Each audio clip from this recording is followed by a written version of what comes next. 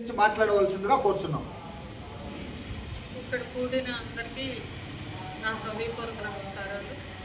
మనము ఈ రాజ్యాంగాన్ని మన దేశానికి రాసి డాక్టర్ బిఆర్ అంబేద్కర్ చైర్మన్గా ఉండి రాసి అప్పగించిన రోజు ఈ రోజు మనం జరుపుకోమని గవర్నమెంట్ కూడా చెప్పడం జరిగింది.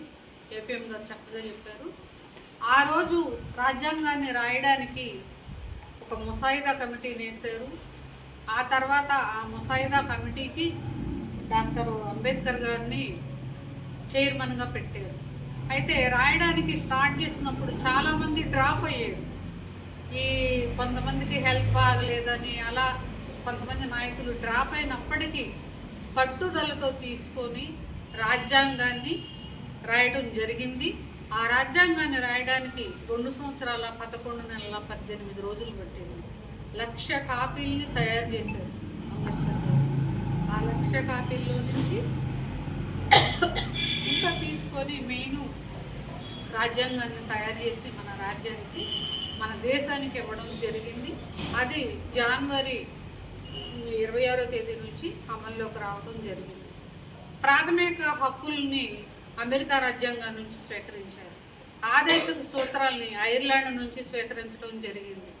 అదేవిధంగా ప్రాథమిక విధుల్ని రష్యా నుంచి, అదేవిధంగా పీఠికని జర్మనీ నుంచి, ఇలాగా ప్రతి ఏదో రాజ్యాంగం అంటే కూర్చొని రాయడం కాదు, అన్ని దేశాల నుంచి కూడా వాళ్ళ రాజ్యాంగాలను తీసుకొని ఆయన మన దేశానికి ఏది ఆప్ట్ అయింది.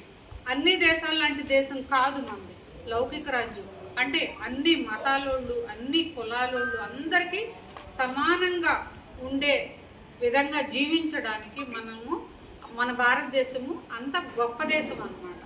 అలాంటి దేశానికి ఏ ఒక్క దేశము రాజ్యాంగాలను స్ఫూర్తిగా కానీ మోడల్గా తీసుకోకూడదని చెప్పి అన్ని అసలు మొట్టమొదట 1935వ చట్ట ప్రకారం బ్రిటిష్ వాళ్ళు పరిపాలించారు. అది ఒక మినీ రాజ్యాంగం అన్నమాట.